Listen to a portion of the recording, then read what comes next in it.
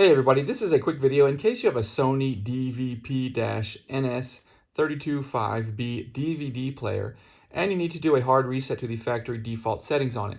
Now there's a couple reasons you might want to do this. The first one is troubleshooting. If you're having any issues with this DVD player not responding or freezing or just doesn't seem to be working right, it's not playing your discs, anything like that can very often be fixed with a factory reset.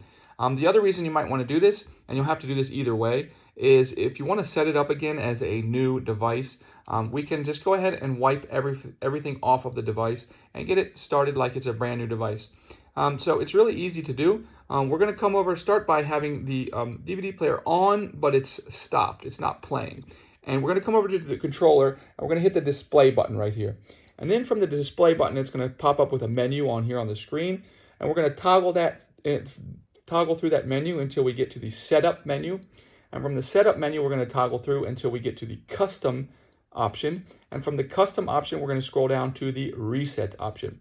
Then it'll give us a little warning. We'll hit yes to confirm, and our DVD player will be reset to its factory default settings.